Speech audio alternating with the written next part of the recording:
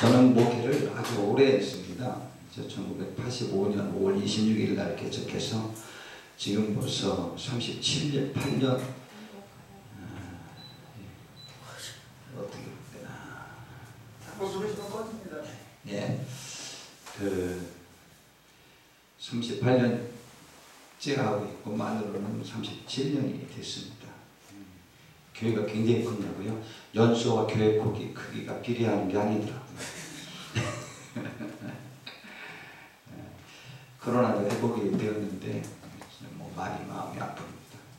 전혀 회복이 잘 안 되고 있고 그래서 굉장히 마음이 아프고 지금 그렇게 목회하고 있습니다. 그리고 우리 강영희 목사님은 참 제가 고맙고 항상 열심히 하시는 그 모습 보면서 제가 은혜되고 감사한 그런 마음을 갖고 있었습니다. 혹시 오늘 여기 영광교회 성도님들 좀 손들어 보세요. 예, 많이 오셨네요. 우리 정말 열심히 하셨는데 하나님이 더 많이 이렇게 위로해 주시기를 진심으로 바랍니다. 예.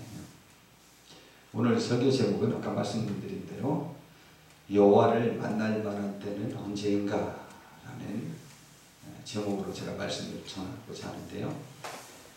역사를 정의하는 정의의 관점이 굉장히 여러 가지가 있습니다. 근데 저는 이제 성경 역사를 또 다른 측면으로 저는 이렇게 정의하고 싶습니다. 성경의 역사는 하나님이 인류를 찾으시는, 부르시는 역사다.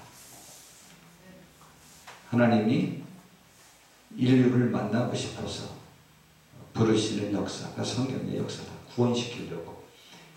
최초로 하나님이 우리를 부르신 말씀이 아담이 범죄해서 나무 그늘에서 하나님을 숨었을 때에 사람아, 아담아, 내가 어디 있느냐라고 부르셨습니다. 부른 이유는 그렇게 숨으면 그는 진짜 죽어요. 그래서 하나님이 부르셔서 무엇하나 양으로 옷을 해주고 그 다음에 구원의 길을 제시해서 예수님을 주셔서 언젠가라도 인류가 구원받도록 해야지. 그냥 죄책감에 숨어 있으면 하나님의 말씀을 어기고 숨어 있으면 죽게 되거든요. 그러니까 살리려고 부르신 거예요. 그래서 부르신 건데 저는 그러한 역사라고 생각합니다. 그런데 우리 사람들이 만나자고 전화할 때가 있어요. 특별히 여자분들에게 만나자는 남자들이 굉장히 많이 있죠. 남자들에게 만나자는 여자도 있고 혹은 남자가 남자를 만나자고 할 때도 있고 여자가 여자를 만나자고 할 때도 있고 하여튼 사람은 누구나 만나자고 하는데 우리가 누가 나한테 만나자고 하면 우리는 무엇을 생각하죠? 뭔가를 생각합니다. 왜 만나자고 할까? 라고 생각합니다. 그 사람의 목적이 무엇일까?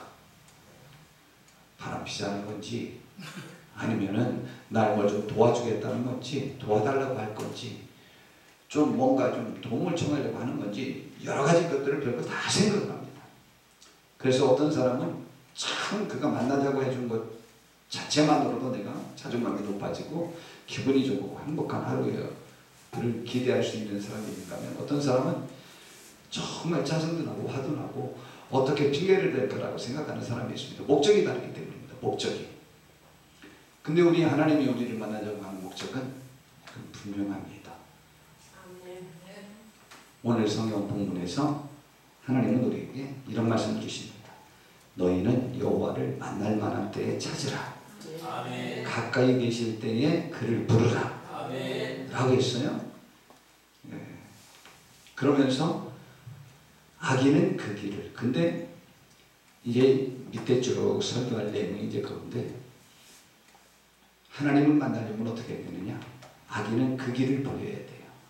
그리고 불의한 자는 그의 생각을 버리고 여호와께로 돌아와야 돼요. 여기에 보니까 찬양의 장애물이 있는데 죄, 찬양에 대한 무죄, 그 다음에 또 이것도 썼더라고요. 열등감, 교만. 저건 찬양뿐만 아니고 설교도 방해하고 부부의 정상적인 관계도 방해하고 또 그뿐만 아니고 하나님과의 관계도 방해하고 또 우리의 기도도 방해하고 모든 삶을 방해하는 것이요.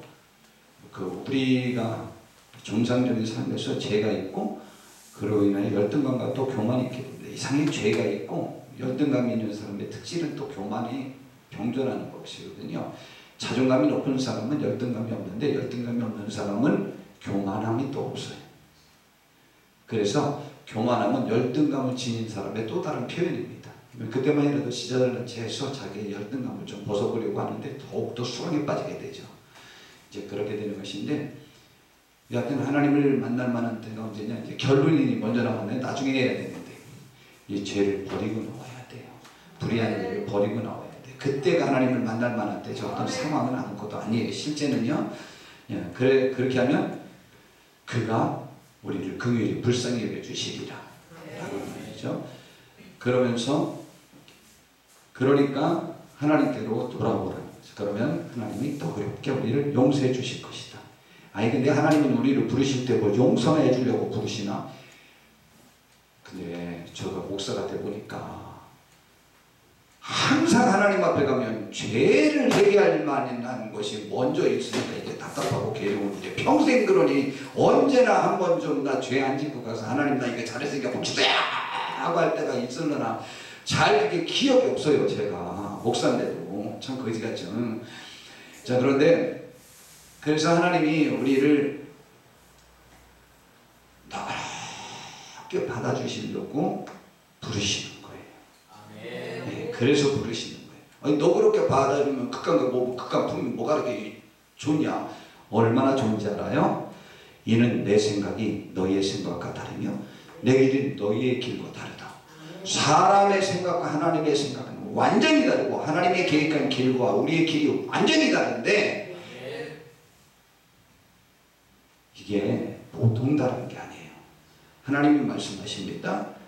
그래서 이는 하늘이 땅보다 높음 같이 내 길은 너희의 길보다 높으며 내 생각은 너희 생각보다 높다. 사람과 다르다는 말이죠. 이는 비와 같이 하늘로부터 내려서 그리로 되돌아가지 아니하고 땅을 적셔서 소출을 나게 하며 싹이 나게 하여 파종하는 자에게는 종자를 주며 먹는 자에게는 양식을 줌과 같이. 하나님이 자꾸 이 비와 같이라는 예를 호세아 선지자도 사용하고 다른 데서 말하면서 하나님의 말씀을 자꾸 그것과 비교하는 이유는요, 지금 가물잖아요. 가물 줄 아셔요? 지금 가물어요. 이 가물면요, 상추가 지금 이따만하게 커야 될 상추가 아직도 요만해요. 모든 식물이 잘 자라잖아요. 근데 여기 비가 오고 나고 그 다음날 가보면요, 고사리도 갑자기 쑥 나옵니다. 비가 오고 난 다음 날이면 바로 다음 날에 고사리가 나와요. 신기하지 않아요? 고사리 꺾으러 갈 때는 비 오고 난 다음에 그 다음 날이나 그 다음 날 꼭 가야 됩니다. 벌써 며칠 지나고 나면 남이 다 꺾어 가고, 그리고 이미 조금만 지나면 펴버려요. 그런데 비가 안 오면 고사리도 거의 나오지도 않아요. 자꾸 하나님이 비와 비교해서 하나님의 말씀이 다르다는 것은 틀림없다, 효과적이다, 영향력이 있다, 우리를 살린다, 성장하게 한다, 뭐 그런 뜻으로서 이거는 반드시 땅에 떨어지면 그 떨어진 효과가 나타난다. 하나님의 말씀은 효과가 있다, 영향력이 있다, 분명하다, 변함이 없다, 이거는 약속이 분명하다. 이런 뜻으로 자꾸 비와 비교하는 거예요. 그런데 그렇게 돼서 양식을 준 것 같이 내 입에서 나가는 말도 이와 같이 헛되이 내게로 되돌아오지 아니하고 나의 기뻐하는 뜻을 이루며 내가 보낸 일에 형통한데, 하나님의 입으로 나온 그 하나님의 기뻐하는 뜻이 뭐냐? 너희는 기쁨으로 나아가며 평안히 인도함을 받을 것이요. 아멘. 기쁨과 평안함을 주기 위해 부르신 거예요. 아멘. 그래서 이것을 에레미야 선지자는 이렇게 표현을 했습니다. 에레미야 29장 11절부터 보니까 여호와의 말씀이니라 너희를 향한 나의 생각을 내가 하나니 평안이요 재앙이 아니니라. 아멘. 평안을 주려고 한다는 것이죠. 그 다음에 너희에게 미래와 희망을 주시는 것이니라. 아멘. 미래와 희망을 주기 위하여 우리를 만나고 싶어하는 거예요. 그걸 주려고. 그래서 하나님 우리를 부르시는 거예요. 그래서 어떻게 해야 되느냐? 너희가 내게 부르짖으라. 부르짖으면 내게 와서 기도하면 내가 너희들의 기도를 들을 것이요 우리의 기도를 들어주신다는 것이 우리를 만나주시겠다는 것이죠. 너희가 온 마음으로 나를 구하면 나를 찾을 것이요 나를 만나리라. 이것이 여호와의 말씀이니라. 나는 너희들을 만날 것이며 너희를 포로된 중에서 다시 돌아오게 하되. 그러면서 지금 에레미야 선지자는 유다 백성이 바벨론의 포로로 잡히기 전부터 예언하기 시작해서 포로로 잡혀갈 때 가서도 예언 활동을 했던 사람이거든요. 가장 부유한 시절에 살았던 이스라엘 백성들이 가장 절망적일 때 예언했던 사람이에요. 그런데 잡혀가기 전까지는 우리의 죄 때문에 잡혀갈 거니까 회개하라. 회개하지 않으면 잡혀간다 라는 말을 했는데 결국은 회개 안 해서 잡혀갔는데 잡혀가고 난 다음에 이 말씀을 준 거예요. 지금이라도 주님께 부르짖어라. 그리하면 미래와 소망을 줄 것이다. 너희는 내게 부르짖어라. 내 입을 크게 열라라고 말씀하셨죠. 그러면 내가 응답하는데 내가 알지 못하는 크고 비밀한 일을 우리에게 보여주실 것이라고 했는데 결국 우리를 70년 후에는 해방시키겠다는 예언도 이때 에레미야 선지자가 하게 되는 것입니다. 부르짖으면 우리가 알지 못하는 크고 비밀한 그러한 것들을 알려주시겠다라고 약속한 거죠. 그래서 우리를 부르신 거예요. 하나님이 그래서 만나자고 한 거예요. 하나님이 우리를 만나자고 한 것은 사람들의 음흉한 생각과 자기들의 이해관계에 얽혀서 만나자고 하는 것과는 180도 다른 것입니다. 하나님은 한 번도 우리가 죄를 졌을 때 불렀을 때나 잘해갖고 복을 주려고 불렀을 때나 우리를 불렀을 때는 다 결론은 생명과 평안함을 주기 위함이요. 왜냐하면 잘못했을 때는 책망해서 돌이켜서 복 주려고 하는 것이고 잘했을 때는 직접 복을 주려고 부르시는 거니까 주님이 부르셨을 때는 무조건 나와야 돼요. 그래서 로마서 8장 5절에서 6절에 보니까 육신을 따르는 자는 육신의 일을 영을 따르는 자는 영을 생각한다고 그랬어요. 영은 하나님을 말하는 거죠. 육신은 우리 사람의 생각이죠. 그런데 6절에 보니까 육신의 생각은 사람의 생각은 사람의 뜻대로 살려고 하는 생각은 사망이요.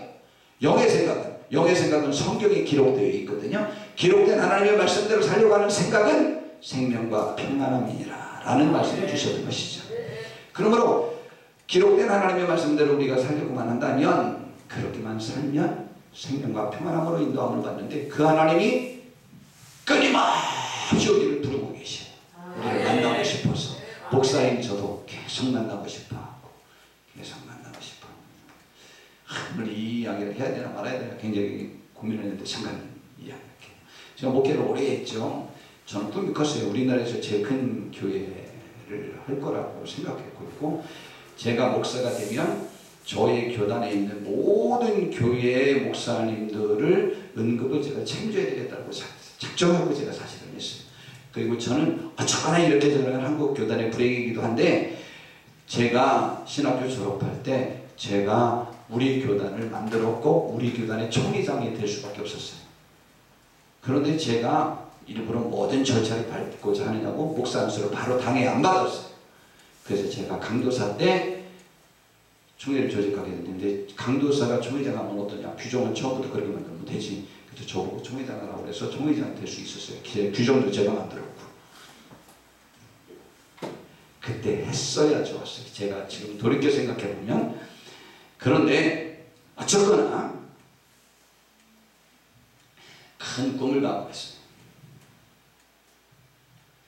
그랬는데 제가 2022년이죠. 10년도에 교단 총회장이 됐어요. 총회장이 되기 전에 우리 교단에서 제가 부총회장을 5번인가 7번을 했어요.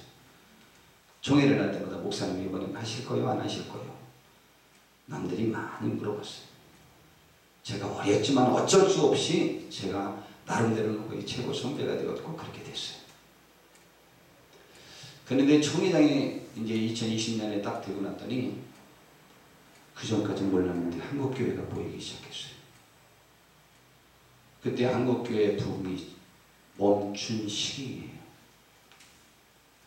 그런데 한국교회가 이 지경이 되고 혐오 단체 중에 교회가 항상 순위에 들고 할 때였어요.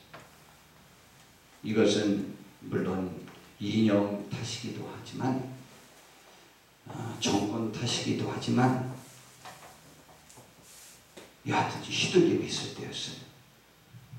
그래서 한국교회가 보여지면서 제가 한국교회의 침체를 부흥을 주도하기는커녕 조금도 부흥에 영향력을 미치는 목회를 하고 있었고 목사가 되었다. 지금 벌써 한 25년 이상 목회를 했는데 그 상태가 저에게 깨달아지면서 정말 차를 타고 다녀도 울고 예배에 참석하는 모든 예배에서 다 울었고 좌우지간 하루도 안 울은 적이 없이 1년을 지냈습니다. 네, 그러면서 그때 이제 하루에 그전에도 우리 교회 왜 지하를 내느냐 기도하려고 지하를 얻었는데 일단 하루에 제가 6시간씩 기도했고 저희 교회 성도님들은 아침 좌우지간 한 9시나 10시부터 시작해서 밤 12시까지는 1년 내내 한 번도 기도가 끊어져 본 적이 없어요.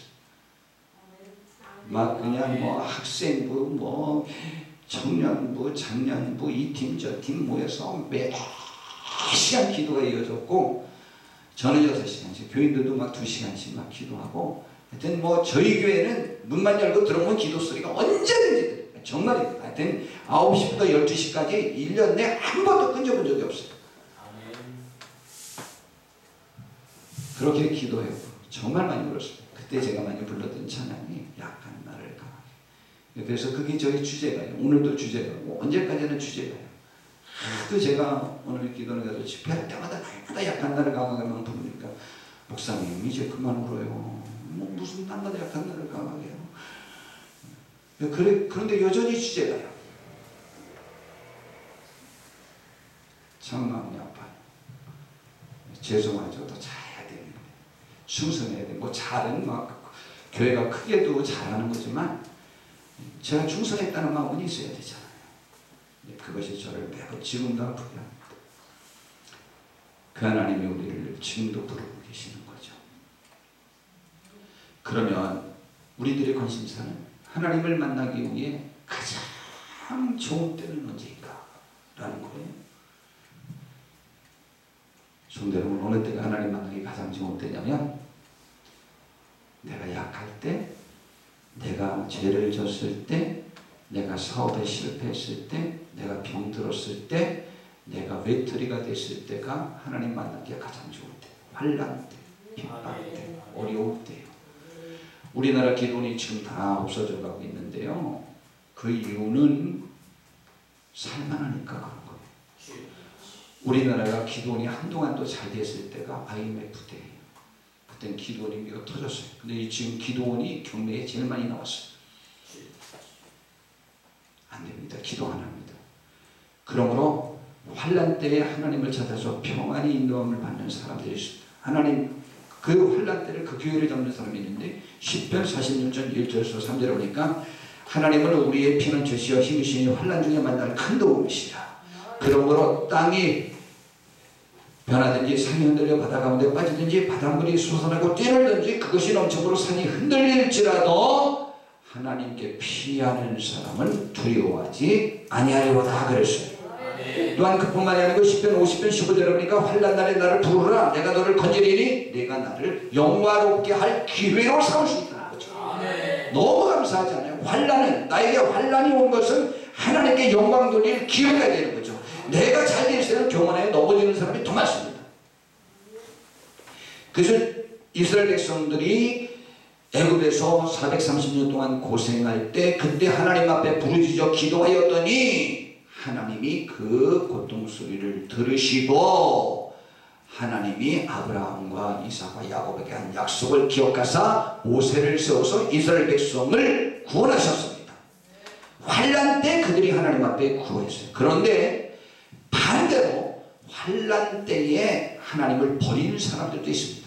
이스라엘 백성들이 환난 때 하나님께 부르짖어 기도해서 모세를 통해서 구원함을 받았잖아요. 구원함을 받자 일주일도 채 되기 전에 앞에 홍해바다 뒤에는 애국 군대가 쫓아오자 그들이 광야로 나와서 처음으로 하나님 앞에 한 말이 뭔지 압니까? 감사가 아니에요. 그때 그들이 하는 말이 출애굽기 14장 11절부터 보니까 그들이 또 모세에게 이르되 애굽에 매장지가 없어서 당신이 우리를 이끌어내어 이 광야에서 죽게 하느냐 어찌하여 당신이 우리를 애굽에서 이끌어내어 우리에게 이같이 하느냐 우리가 애굽에서 당신에게 이른 말이 이것이 아니냐 이르기를 우리를 내버려두라 우리가 애굽 사람을 섬길 것이라 하지 아니하더냐 애굽 사람을 섬기는 것이 광야에서 죽는 것보다 낫다 그랬어요. 지금 광야에서 죽는 사람이 한 명도 없어요. 근데 광야에서 죽을 거라는 거예요. 그런데 이 말이요 이스라엘 백성들이 40년 동안의 주제가예요. 그들은 입만 열면 이야기하다가 60만 명이 다 죽은 것 알죠? 말한 대로 되었어요. 그런데 그들이 본심을 실토하는데 애굽에 있을 때부터 우리가 이렇게 말하지 않았느냐. 근데 왜 우리를 꼬셔서 여기로 나와서 우리를 광야에서 죽이려고 하느냐. 하나님이 죽이려고 한 적 없고 모세가 죽이려고 한 적이 없는데 광야에서 자기들이 죄져서 다 죽었어요. 그런데 모세는 그때 뭐라고 말하는지 알아요? 모세가 백성에게 이르되 너희는 두려워하지 말고 가만히 있어서 여호와께서 오늘 너희를 위해 행하시는 구원을 보라. 그날 무슨 일이 벌어졌죠? 홍해 바다가 갈라졌고 애굽 군대 자기들은 이스라엘 백성은 건너는데 애굽 군대가 거기에 들어갔다가 이스라엘 백성들이 평생 가장 두려워하는 대상인 애굽 군대를 이제 평생 볼 수 없도록 만들어 주십니다. 그것도 모르고 지금 매장지 얘기하고 우리가 광야에서 죽는 것보다 애굽에서 죽는 게 나을 뻔했다. 우리가 매장지가 없어서 여기까지 나왔냐. 환란이 그들을 완전히 매장시켜 버렸어요. 환란 때문에 뛰어넘는 사람도 있고 오히려 하나님께 영광 돌리는 사람. 다윗 왕은요 자기의 간음하고 살인한 사건을 가지고 하나님이 나를 용서해 주시면 내가 나중에 죄를 가리킬 것이라고 하는 의식까지 있었어요. 나를 용서해 주시면 하나님이 인류가 죄를 져도 하나님께 돌아오고 회개하면 이렇게 끝까지 사용해 주시는 거라는 것을 알게 할 수 있는 계기가 될 수 있으니 저를 용서해 주세요. 하나님의 마음을 꿰뚫고 있지 않습니까? 그렇다고 해서 교만한 거 아니에요? 얼마나 울면서 기도했는데요. 자기의 눈물이 요를 다 적셨고 자기의 눈물을 주의 병에 담았으니 이거 기억해달라고 그러잖아요. 우리 환란이 하나님 만나기에 가장 좋은 때지만 환란이 또 쓰러지게 하는 사람도 있잖아요. 그래서 씨 뿌리는 비유에서도 나와 있잖아요. 그죠? 환란이 그렇게 했잖아요. 자, 그러므로 이 환란 때 어떤 사람은 이사야에서 보니까 애국으로 도움을 청하러 가는 사람이 있다고 했어요. 이사야 31장 1절부터 보니까 도움을 청하러 애굽으로 내려가는 자들은 화 있을진저 그들은 말을 의지하며 병거의 많음과 마병의 힘이 강함을 의지하고 이스라엘의 거룩하신 이를 앙모하지 아니하며 여호와를 구하지 아니하니 여호와께서도 지혜로우신즉 재앙을 내리실 것이라 그의 말씀들을 변하게 하지 아니하시고 일어나사 결국 어떻게 하느냐. 애굽 하나님께 도움을 청하러 안 가고 애굽으로 도움을 청하러 가는 사람들은 왜 그런지 알아요? 자기들의 죄를 회개할 의향은 없고 딴 데서 도움을 청하고자 하는 거예요. 하나님이 우리들 삶의 죄에 관여하지 말라는 거예요. 악행하는 자들의 집을 치시며 행악을 돕는 자들을 치시리니 악행하는 이스라엘 백성도 치고 애굽도 치고 애굽은 사람이요 신이 아니며 그들의 말들은 육체의 영이 아니라 여호와께서 그의 손을 펴시면 돕는 자도 넘어지며 도움을 받는 자도 엎드러져도 다 함께 멸망하리라. 악인이 악을 덮고 피하기 위하여 나에게 악한 방법으로 도움을 청할 때 도우면 나도 넘어지고 그도 넘어지고 내가 악인이 되었을 때 하나님께 나오지 아니하고 다른 사람에게서 다른 방법으로 도움을 청하면 나도 망하고 그도 망하고 함께 흡혈귀가 되고 블랙홀이 되어서 다 함께 망해버린다는 거죠. 그러니 우리는 환란이 하나님을 만날 가장 좋은 기회지만 환란이 나와 함께 다른 사람도 무너뜨릴 수 있어요. 그 다음에 두 번째, 하나님을 만나기에 좋을 때가 잘 되었을 때. 우리 잘 되면 하나님 만나기 좋을 거예요. 잘 되기만 하면 11조 다 할 거죠. 100만 원 받을 때 10만 원 11조 하기는 쉽지만 1000억 벌을 때 100억 11조 하기는 쉽지 않을 거요.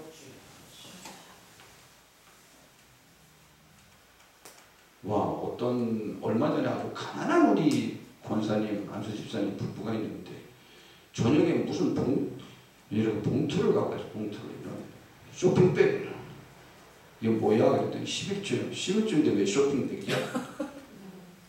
그냥 이렇게 뒀죠. 뒀고 이제 저는 이제 11조라고 줘서 나중에 근데 얼마냐? 그랬더니 3천만 원이래요. 보니까 현금으로 5만 원짜리래요. 야, 니네 집이 3천만 원을 11조를 어떻게 해? 어떻게 뭐 유산 받았어? 뭐 어떻게 됐어? 어떻게 된 거야? 그랬더니 하여튼 뭐 때문에 받았대. 그 가난한 집에서 어떻게 해서 3억이 얻어졌는데 11조를 이렇게 다발로 갖다 내기가 쉽지 않을 텐데 그 집사님, 그 권사님 부부는 저희 교회는 본래 작정헌금이 없어요. 제가 아주 목회하면서부터 결정한 거예요. 저는 작정헌금하지 않으리라. 그냥 하리라. 근데 어떤 동강사님이 오셔서 작정헌금을 시켰어요. 근데 한 분 중에 그 가난해요. 그 가난한 집이 죽으라고 4년인가 5년에 걸쳐서 작정헌금을 다 마쳤어요. 작년에. 목사님 저 이제 다 했어요. 누가 해냈냐? 전 작정헌금 자체를 저는 저와의 약속을 안 봐요. 저는 안 해요. 그래서 저희 교회에서는 작정헌금이 없어요. 근데 그 목사님이 저와 상의 안 하고 하시는 바람에 남들이 했는데 근데 올해 누가 또 회계 목사님 하나님 복 주신 거죠? 나 그런 건 몰라. 그런 건 모르는데 정말 제 마음속에 닿는 게 있더라고요. 그럼 뭐 하나님께 11조하고 충성하면 복 주셔요? 그런데 하나님께 제일 충성한 예수님은 왜 죽으신 거야? 이건 하나도 못 배우고 바울 사도는 하나님께 생명 바쳐 충성하면서부터 그의 겉사람은 후패하나 속사람은 매일 새로워졌다고 그랬어요. 도대체 뭐가 복인지 나 잘 모르겠는데요. 알긴 알아요. 그냥 이렇게 표현하는 거지. 복은요. 주님을 위해서 십자가 질 수 있는 것. 그것만큼 더 복이 어딨겠어요. 예수님을 우리 복된 사람이라고 인정하십니까? 그는 하나님의 뜻대로 사느냐고 죽으셨어요. 근데 그의 영혼은 자기가 수고한 것을 인하여 만족히 여김을 받았고 자기가 다 이루었다고 돌아가셨어요. 감사하죠? 네. 잘 되었을 때 하나님을 찾은 사람이 있어요. 인류 역사상 가장 복받은 사람이 누구라고 생각하셔요? 진짜 한번 여쭤봐야지 우리 성도님들에게. 누구인 것 같아요? 인류 역사상 하나님께 가장 많이 헌금한 사람은 누구예요? 헌금. 다윗왕이에요. 다윗왕 가문처럼 복받은 가문은 이 세상에 앞으로도 없었고 그 전에도 없었어요. 앞으로도 불가능해요. 그리고 다윗왕처럼 솔로몬 왕처럼 하나님 앞에 헌금 많이 할 가문은 이제는 주님 오실 날까지 더 많이 할 사람은 못 나올 거예요. 그리고 주님 오실 때까지 그 가문처럼 그렇게 믿음과 모든 세상적인 삶 속에서 성공한 축복된 삶을 사는 가문은 이제 전 불가능하다고 생각해요. 그 시주가 다윗왕이에요. 다윗왕이요 17살 때 사무엘을 노인하여 이스라엘 왕이 될 것으로 기름 부음 받았을 때 그 축복의 얘기를 듣지 않았어요. 어느 때 들었는지 아시죠? 사무엘하 7장 1절에서 2절에 보니까 여호와께서 주 위에 모든 원수를 무찌르사 왕으로 궁에 평안히 살게 하실 때에 다윗왕이 이제는 적이 하나도 없어요. 다 이제 그 사울 왕과도 통합왕이 이제 되었을 때예요. 그리고 원수 다 물리쳤어요. 이제 전쟁도 없고 평안할 때가 됐어요. 그때 다윗 왕이 전쟁에서 몇 번 이겼는지 알아요?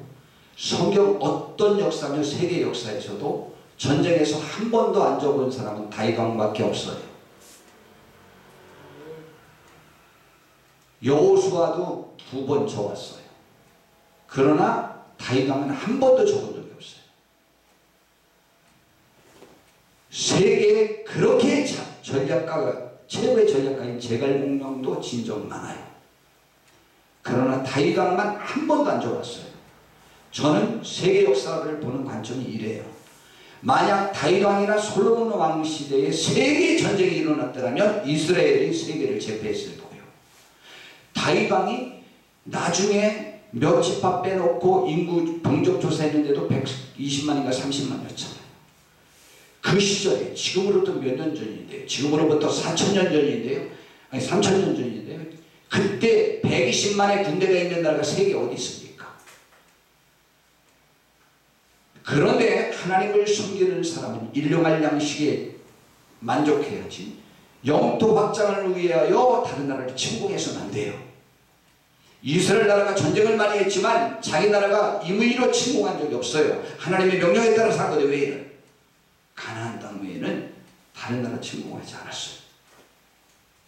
그 정도로 강력한 다윗 왕이었어요. 세계 최고의 왕이에요. 그런데 그렇게 됐을 때에 생각난 게 있어요.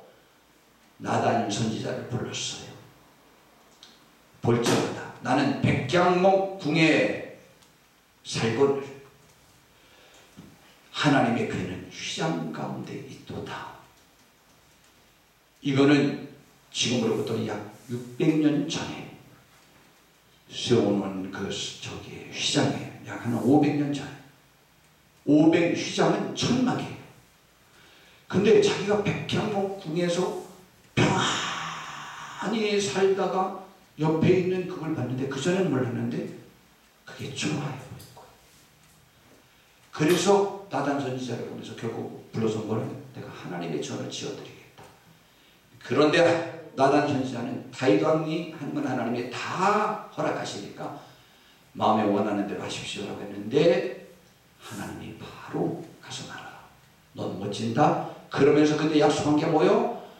솔로몬이 왕위에 오를 것이고 내 가정은 영원토록 왕위에 오를 것이고 그리고 너는 오래 살고 장수하고 모든 것을 누리리라. 이런 축복을 얻게 받습니까? 그리고 다윗 왕의 후손이 예수님이 태어납니다. 영원한 왕노로 타는, 인류의 영원한 왕노로 타는 후손이 그 왕이 거기서 태어나요. 다윗 왕이 그때 너무너무 감사했죠. 어떻게 했다고요? 잘 될 때, 최고 잘 될 때, 세계 1인자가 되었을 때 하나님을 생각했어요. 반대가 있어요. 그런데 이것이요, 솔로몬 왕도 똑같아요. 열왕기상 5장 3절에 보니까 히라 왕을 불러가지고 이렇게 말합니다. 당신도 알거니와 내 아버지 다윗이 사방의 전쟁으로 말미암아 그의 하나님 여호와의 이름을 위해 성전을 건축하지 못하고 여호와께서 그의 원수들을 그의 발바닥에 두시기를 기다려나이다. 이제 내 하나님 여호와께서 내게, 솔로몬 왕이 말하는 거예요, 사방에 태평을 주심에 원수도 없고 재앙도 없도다. 그랬으면 누리고 즐겨야 되는데 성전을 짓기로 결정하고 시작합니다. 참 부자지간을 끝내주는 사람들이에요. 제가 코로나에 작년 12월에 걸렸어요. 12월 3일에 해제가 됐는데 저희 사택을 5년 전에 구입을 했어요. 구입을 했는데 커요. 전망은 아마 서울 시내에서 가장 좋은 곳 중에 하나이고 높이로는 거의 제일 높을 거예요. 왜냐하면 관악산 쪽에다 전원 중에 제일 높은 곳에 있는 동 중에 25층 중에 23층을 구입을 했는데 앞으로 보면 롯데 빌딩이 보이고 그 관악산의 사계가 보이고 뒤로 보면은 육산 빌딩이 보이고 북한 쪽에 저쪽에 보이고 광명 쪽이 보이고 옥상에 올라가면은 소시내가 딱 보입니다. 평수도 커요.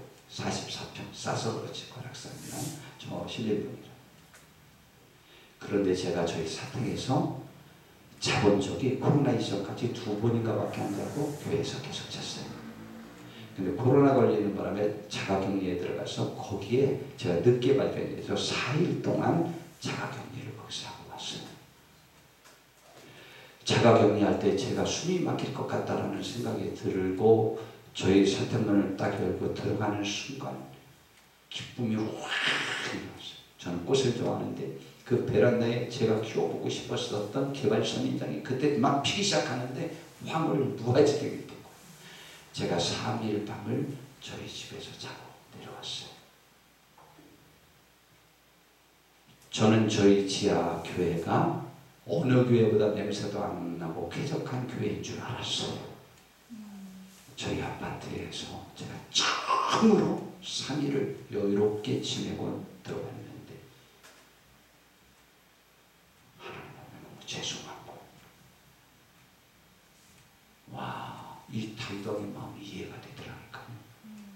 하나님, 지금 제가 교회 지어드릴 힘은 없습니다. 그러나 교회를 쾌적하게 하는 데 제가 쓰임받겠습니다. 그 전에도 제가 청소 많이 했는데 예배 전에 제가 물 청소를 하고 우리는 환풍기 시설이 잘 돼 있어요. 문 다 열어놓고 틀어놓고 그걸 하는데요. 이야, 그 청소를 하는데 지금까지 계속하고 있습니다. 그 전에도 했었는데 그때 마음이 다쳤어요. 야, 저 뒤에서 3번, 4번째쯤 하게 되면요, 막 울컥하면서 무슨 생각이 드냐면 이게 좀 그 망측스러운 생각인지 모르지만 목욕탕에서 예수님의 등을 밀어드리는 기분들. 우와, 나 그런 기분.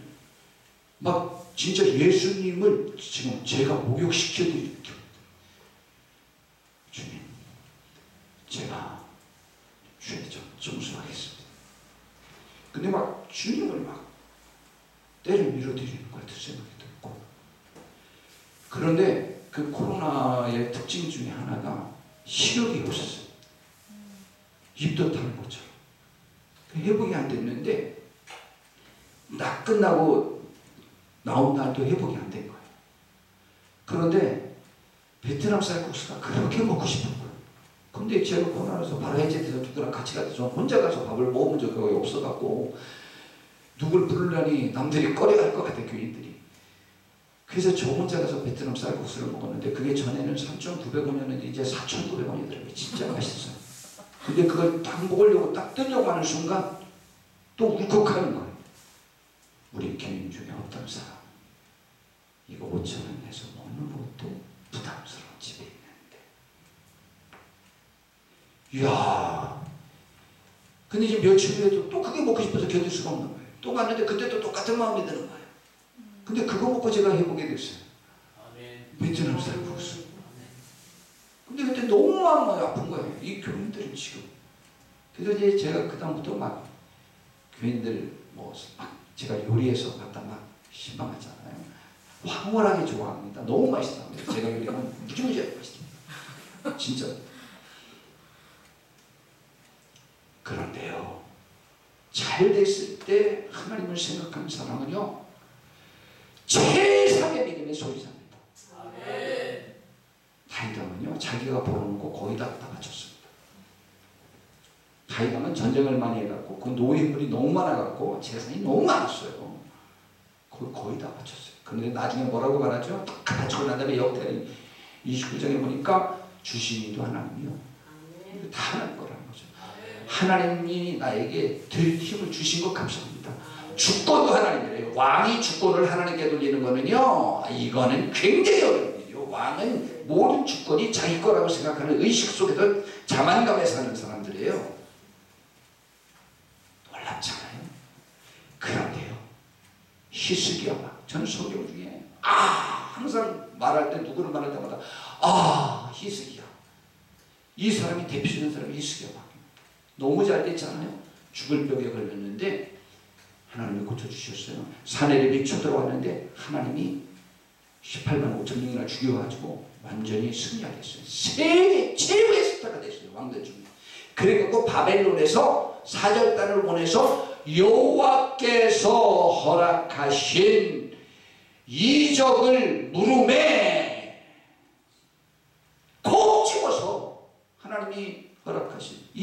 하셨다면서요 하고 물어봤어요. 그런데 하나님이 역대하 32장 31절에 보니까 그러나 바벨론 방백들이 히스기야에게 사신을 보내어 그 땅에서 나타난 이적을 물을 때에 이적이라고 구체적으로 물어봤어요. 어떻게 해서 그런 이적이 일어났어요? 라고 물어봤단 말이죠. 그때 하나님께 영광 돌릴 너무 좋은 기회잖아요. 그때 그가 하나님이 히스기야를 떠나시고 그의 심중에 있는 것을 다 알고자 하셨어요. 그랬더니 자기 왕궁에 있는 보물과 성전 기물을 다 보여줬어요. 자기의 부귀영화를 자랑했어요. 하나님 뭐라고 말씀하셨는지 알아요? 내가 보여준 모든 것들이 바벨론으로 옮겨지고 너의 자손이 잡혀가서 그들의 환관이 될 것이다. 그래가지고 결국은 멸망한 거예요. 성경 중에 제일 악한 왕이 누군지 알아요? 히스기야 왕의 아들 므낫세예요. 또 제일 오래 살았어요. 이런 저주가 어디 있어? 잘 될 때 주님 기억하세요. 부탁인데 우리가 좀 다 잘 됐으면 좋겠어요. 그때 더 주님 생각하는 우리가 되었으면 좋겠어요. 그러면은 하나님을 만날 만한 때는 언제인가?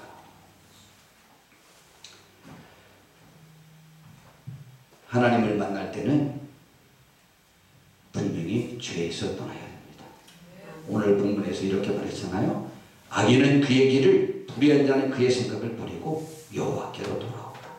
그리하면 그가 긍휼히 여기시리라. 우리 하나님께로 돌아오라. 그가 너그럽게 용서하실 것이라고 했어요. 죄를 버려야 돼요. 하나님을 만날 수 있는 때는요, 죄악 중에 있을 때도 하나님을 만날 수 있습니다.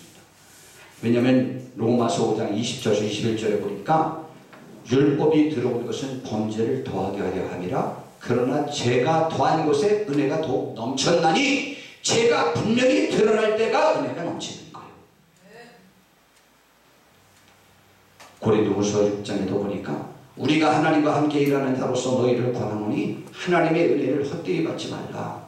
이르시되 내가 은혜 베풀 때에 너에게 듣고 구원의 날에 너를 도왔다 하셨으니 보라 지금은 은혜 받을 만한 때요 보라 지금은 구원의 날이로다. 제가 왜 죄와 관련되어져서 지금 고린도후서의 말씀을 인용하느냐면요, 고린도 교회가 교회에서 벌어질 하나님 앞에 범죄할 모습들의 만물 시장이잖아요. 모든 죄의 집합체가 고린도 교회였어요. 그런데 그 고린도 교회가 지금 하나님의 은혜 받을 만한 때예요. 다시 또 말씀드리면 죄도 무엇도 우리를 막을 수 없어요. 하나님을 만날 때는 우리의 마음으로, 그래서 하나님을 진정으로 사랑할 때입니다. 다시 좀 정리해보죠. 하나님을 만나는 게 제일 좋을 때 처음에 어느 때라고 했어요? 환난 때. 또 어떤 사람은 하나님을 만나기 좋을 때를 언제로 삼는 사람도 있더라고요. 잘 될 때, 안 될 때나 잘 될 때나 사람에 따라서 하나님을 만나기 좋을 때예요. 죄도 죄가 많은 곳에 은혜가 넘친다고 그랬으니까 죄도 하나님을 만나는 것을 방해하지는 실제 못해요. 회개만 하면 전제가 되죠. 이 부분에 관해서 신명기 30장 11절에서 14절에 너무나도 귀한 말씀을 우리에게 줍니다. 내가 오늘 내게 명령한 이 명령은 내게 어려운 것도 아니요 먼 것도 아니라, 모세가 죽으면서 마지막 말한 거예요. 하늘에 있는 것이 아니니 하나님 말씀대로 사는 것이 내게 이르기를 누가 우리를 위해 하늘에 올라가 그 명령을 우리에게로 가지고 와서 우리에게 들려 행하게 하랴 할 것이 아니요. 많은 사람들이 지금 하나님의 말씀이 없어서, 진정한 하나님의 말씀이 전파되지 않아서 하나님을 섬길 수 없다고 말한다는 거예요. 그래서 지금 하늘에서 갑자기 내려온 신령한 사랑으로부터 하나님의 말씀이 전파되는 것을 기대하는, 하늘로부터 하나님의 말씀을 다시 계시를 다시 받아야 될 것 같이 말하는 너희들아, 그런 것이 아니요. 또 반대로 이것이 바다 밖에 있는 것이 아니니 내게 이르기를 누가 우리를 위해 바다를 건너가서 그의 명령을 우리에게로 가지고 와서 우리에게 들려 행하게 하랴 할 것이 또 아니요. 이 말은 지금 당신은 내가 믿을 수 없으니 저 멀리 있는 신령한 사람이 불러와서 나에게 말해야만 나는 하나님의 말씀으로 듣겠습니다. 당신은 믿을 수가 없습니다. 당신은 나의 지도자로 인정할 수 없습니다. 정상스러운 하나님의 말씀이 당신에게로부터 나온다고 인정할 수 없습니다. 라는 말이죠. 그러나 결국으로 뭐라고 말하는지 압니까? 오직 그 말씀이 내게 매우 가까워서 하나님의 말씀은 어디에 있느냐? 내 입에 있으며 따라하시오. 내 입에 있으며 내 입술에 있어요. 그 다음에 제 따라하시오. 내 마음에 있으며 내 마음에 있으니까 내 마음에서 지금 하나님의 말씀을 생각하고 있는 것을 행하기만 하면 된다 말이죠. 내가 이를 행할 수 있느니라. 로마서 10장 6절에서 8절에 바울 사도는 이 말씀을 인용하면서 이렇게 말씀했어요. 믿음으로 말미암는 의는, 하나님이 받으시는 의는, 하나님이 받으시는 축복의 믿음의 사람은 내 마음에 누가 하늘로 올라가겠느냐 하지 말라 하니, 이렇게 올라가겠느냐 하면 그리스도를 모셔 내리려는 것이요. 예수님 다시 내려와서 좀 이렇게 해주세요. 여기 있는 지도자들 다 쓸모없습니다 라는 얘기고, 또 혹은 누가 무적행에 내려가겠느냐 하지 말라 하니, 내려가겠느냐 하면 그리스도를 죽은 자 가운데서 모셔올리려는 거. 예수님 당신이 살아나서 다시 또 해줘야지 여기 있는 지도자들은 다 도대체 하나도 쓸모없어요 라는 말입니다. 그러면 무엇을 말하느냐? 말씀이 내게 가까워 내 입에 있으며 내 마음에 있다 하였으니 곧 우리가 전하는 믿음의 이 말씀만 따르면 되는 거예요. 여쭤볼게요. 축복받으려면 신령한 하나님의 사람들에게로부터 축복 기도를 받아야 축복받을 수 있지요? 성경 어디에 나와 있죠?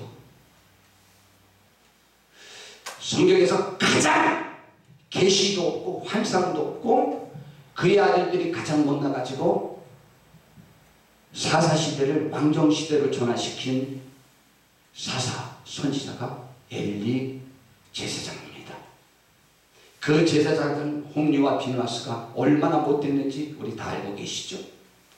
그런데 꿈도 없고 계시도 없고 환상도 없었던 그 엘리 제사장의 그 성소에 한나라는 사람이 가서 울고 있는데, 기도하는 건지 술 취한 건지도 구분 못하는 제사장이 불러서 왜 술 주접이냐 여자한테 야단치잖아요.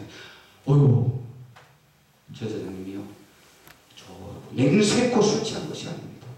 제가 아기를 못 낳아서 서러워서 옵니다. 그랬더니 한나를 위해서 아기를 달라고 기도해 줬어요. 그 기도를 듣는 순간 근심이 싹 사라졌어요. 사무엘 낳았어요. 하나님께 바쳤어요. 그랬는데 엘리 제사장이 물었어요. 야, 네가 사무엘을 바쳤냐? 그러면서 기도했어요. 그러면서 하나님 이렇게 약속대로 자기 아들을 하나님께 바쳤으니 더 많이 좀 복 주세요 하고 축복 기도해 줬어요. 그랬더니요 3남이녀가 더 태어났어요. 엘리 제사장은 꿈도 소망이 없는 그 가장 최악의 선지자, 제사장, 사사 밑에 사무엘이 있었는데, 사무엘은 꿈과 계시가 있었고 미래의 소망이 있었고 기도하는 사람이 되어졌고 사사 중에 가장 위대한 사사가 되었어요. 이건 무슨 얘기를 말하죠? 다 본인에게 책임이 있습니다. 정말입니다. 성경은 그것을 말하고 있는 거예요. 그러면 여러분, 이스라엘 백성들이 출애굽해서 광야로 갈 때 모압 족속에게 우리를 좀 보내달라고 했어요. 근데 그 길을 통과하는 것을 방해했어요. 형제 집안 아니에요? 그런데요, 그리고 모압의 왕 발락이 이스라엘과 정상적인 전쟁을 이길 수 없으니까 하나님의 힘을 빌어서 그를 저주하려고 그때 하나님과 제일 짙은 계시가 잘 통하는 하나님과 대화하는 발람 선지자를 초청했어요. 그런데 이 발람 선지자가요, 하나님이 가지 말라는데 끝까지 고집 부리러 가니까 나귀가 입을 열어서 말했어요. 그 성경에 미친이라는 단어를 사용한 게 그게 거의 처음인데요, 하나님께서 미친 행동을 하는 그 선지자를 말 못하는 나귀를 통해서 깨우쳤다고 했어요. 발람 선지자 자기들의 죄악을 버리고 하나님의 뜻을 발락이 모압이 그렇게 하면 됐을 것을 그렇게 안 해가지고 결국은 술수를 써서 신령한 하나님의 종을 사용해서 저주를 해서 벌을 내리려고 자기들이 그런 생각을 갖고 있었는데 결국은 발람도 나중에 죽고 발락도 죽고 모압도 망해버렸습니다. 돕는 여러분, 우리가 하나님의 말씀대로 살려고 하면 하나님의 사람으로 부름을 받았는데도 불구하고 지금 하나님의 말씀이 내 마음속에 내 속에 하나님의 말씀이 있는데 그 하나님의 정상적인 말씀대로는 살고 싶지 않아서 다른 어떤 대상을 찾아서 그를 섬겨만 될 거라고 그의 가르침을 받아야 된다고 생각하는 것이 옳겠습니까? 옳지 않아요. 그래서 주님이 성경 중에 제일 중요한 게 뭐냐 그랬더니 하나님을 사랑하고 이웃 사랑하라. 베드로 사도를 찾아가서 디베라바드에 찾아가서 뭐만 물어보셨는지 알아요? 내가 나를 이 사람들보다 사랑하냐? 너와 관계된 모든 것들보다 나를 사랑하느냐? 네가 아는 사람들이 나를 사랑하는 정도보다 내 사랑이 더 크냐라고 물어봤어요. 베드로 사도는 장담했어요. 당연합니다. 두 번째까지는 아가페를 사랑하느냐 물었다고 했죠. 세 번째 사랑은요, 펠리아예요. 펠리아. 친구들 간의 사랑. 인간적인 사랑도 나를 하느냐? 다른 말로 바꾸면 넌 진정한 나의 친구냐라는 말이에요. 그랬더니 다연코 나는 나의 모든 것을 아시오네. 내가 주님을 사랑하는 줄 주님을 아시나이다. 그랬더니 주님이 그에게 다시 또 사명을 주시고 나와 같이 너도 죽을 것이다. 네가 그렇게 소원했던 십자가 질 수 있을 것이다라고 말씀하셨어요. 사랑이 마음은 사랑을 말합니다. 하나님의 애에 대하여 마음이 있으십니까? 하나님을 사랑하십니까? 그러면 모든 것들은 내가 교회에서 하나님을 섬기는 데에서 어떻게 하여야 되는지 다 압니다. 우리 교회 중학교 2학년 아이를 우리 온교우 기도회에 제가 인도자로 인도했어요. 그때 저녁마다 기도해야 하는데 약 30명까지 나와요. 그런데 그 중학교 2학년인데요. 저보다 더 목사님처럼 이야기해요. 걔가 교회 나온 지 1년밖에 안 됐어요. 근데 지금 교회를 떠나는데 햇소리만 하고 다녀요. 마음이 떠나면 더 많이 하는데도 헛소리 하고 마음이 있을 때는 목사님보다 더 교회적으로 이야기해요. 성경은 이렇게 말하고 있습니다. 이사야 26장 3절서 4절에 주께서 심지가 견고한 자를 평강하고 평강하도록 지키시리니 이는 그가 주를 신뢰함이니이다. 심지가 견고한 사람, 심지는 마음의 의지가 분명한 사람.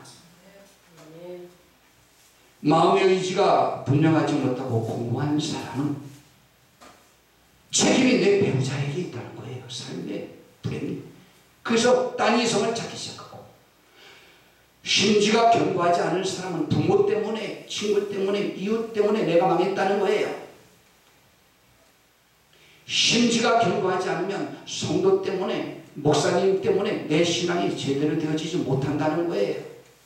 그래서 자꾸 공허한 사람은 딴 대상을 찾습니다. 딴 대상을 찾는데도 어떤지 알아요? 어떤 사람은 나와 관계했던 사람을 버리고 딴 사람을 찾았을 때 그래도 좀 민망하고 왠지 난 그래가지고 남사스러워서 그걸 막 표도 못하잖아요. 근데 금방 딴 사람을 찾았는데도 금방 즐거운 사람이 있어요. 그게 심지가 견고하지 못한 사람이에요. 공허한 사람이에요. 자존감이 낮은 사람일수록 그래요. 우리들도 그럴 수 있어요. 그럴수록 우리는 하나님의 말씀을 붙잡아야 돼요. 내 마음이 견고하게 없어서 분명하게 없어서 그리하여 평강한 길로 인도함 받는 그런 심령을 허락해 주시옵소서. 내가 흔들리지 말게 하옵소서. 내가 알고 있는 하나님의 말씀대로만 살면 됩니다. 하나님 아버지요, 나에게 하나님 사랑하는 마음을 주세요. 바로 그 하나님의 마음을 알고 사랑하는 마음을 가졌을 때가 하나님을 만날 만한 때예요. 우리는 언제나 하나님 만날 수 있어요. 지금 장소와 대상이 필요 없어요. 죄만 끊어버리면 돼요. 그리고 주께 나오면 되는 거예요. 마지막은 제가 준비한 말씀이 아니었는데 어제 이제 막 기도하는데 우리 성도님들 생각이 났어요. 성도님들뿐만 아니고 주의 정도도 같은 마음이어서 이거 한 5분만 추가할게요. 우리는 항상 하나님 앞에서 저는 이제 그런 생각 안 하는데 많은 분들이 이런 생각합니다. 하나님이 저를 사랑하십니까? 하나님이 혹시 저를 잊으시진 않았나요? 저를 혹시 버리셨나요? 저는 하나님의 사랑이 믿어지지 않아요. 라고 할 때가 있어요. 왠지 모르게. 거기에 대하여 하나님의 말씀을 전하면서 오늘 말씀을 마무리할 겁니다. 요한복음 1장 12절에서 13절에 영접하는 자, 곧 그 이름을 믿는 자들에게는 하나님의 자녀가 되는 권세를 주었다고 그랬어요. 영접이라고 하는 단어는 맞이한다 라는 뜻이에요. 그런데 나와 격이 같은 사람을 마중 나간다, 맞이한다, 대접한다 그래요. 그러나 나보다 격이 높아서 왕과 권위가 비슷할 때 영빈관에 모시고 공항에 영접하러 간다고 그래요. 그걸 갖다 영접이라고 그래요. 영접은 나와 관계된 그 대상을 최고로 존중할 때와 그를 사랑하고 내 마음을 열고 그를 맞이할 자세가 있고 환영하는 마음이 영접이라고 그래요. 하나님을 영접하는 자를 또 다른 말로 표현해서 그의 이름을 믿는 자라고 했어요. 이런 사람은 하나님의 자녀가 되는 권세를 주셨고 이는 혈통으로나 육적으로나 사람의 뜻으로 나지 아니하고 오직 하나님께로부터 나는 사람이래요. 굳이 말하면 내 마음속에 지금 하나님을 영접하고 환영하고 내 마음 문을 열고 그가 나에게 들어와서 나를 지배해 주기를 끊임없이 기대하는 사람은 하나님을 믿는 자요, 하나님의 자녀요. 또 두 번째 로마서 8장 28절에 보니까 우리가 알거니와 하나님을 사랑하는 자, 곧은 앞에와 뒤에 말이 같다는 말이에요. 곧 그의 뜻대로 부르심을 입은 자들에게는 모든 것이 합력해 손이 이루어진다고 그랬죠. 그러면 하나님의 뜻대로 나를 정말 불러줬느냐? 그걸 왜 물어봐? 하나님이 나를 뜻대로 불러준 것을 아는 것은 지금 내가 하나님을 사랑하는 자만이 느낄 수 있는 특권이에요. 그러면 내가 하나님을 사랑하는 것은 인간적인 나의 관점이요, 하나님의 뜻대로 부르심을 받은 것은요 하나님이 보는 관점이에요. 하나님이 보는 관점을 나는 모른다. 왜 몰라? 성경에 내가 사랑하면 하나님이 나를 뜻대로 불러줘서 살아갈 수 있는 거라는데, 그러면 내가 그분을 사랑하는 거잖아. 지금 사랑하는 마음이 없으니까 그 생각이 드는 거죠. 하나님을 사랑하세요. 이걸 시편 33편 12절에 여호와를 자기 하나님으로 삼은 나라, 이건 또 나의 인간적인 의지죠. 이 사람은 곧 하나님의 기업으로 선택된 백성은 복이 있도다.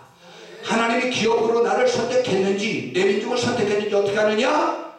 내가 하나님을 나의 하나님으로 삼았어요. 그러면 돼요. 제가 성경 말씀 중에 제일 좋아하는 말씀 중에 하나가 빌립보서 2장 13절 말씀이에요. 너희 안에서 행하시는 이는 하나님이시니 자기의 선하신 뜻을 위하여 너희로 소원을 두고 행하게 하시나니 라고 했으니, 내가 목사님 되고 싶은 사람은 하나님이 선하신 뜻을 위하여 우리에게 행하셔 주신 거예요. 내 마음속에서 일어나는 소원이 하나님이 주신 거예요. 그렇다면 하나님을 사랑하세요. 그러면 하나님이 나를 선택한 거예요.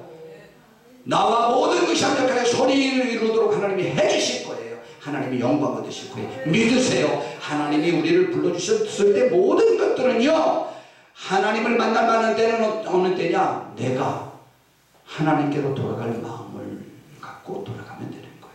하나님이 나를 기억하실까? 하나님이 나를 사랑하실까? 하나님은 나를 잊지는 않으셨을까를 생각할 필요가 없습니다. 하나님은 한 번도 우리를 잊지 않으시고 지금도 하나님을 사랑하고 하나님을 만나기를 원하여 하나님께 돌아오길 기다리고 있습니다.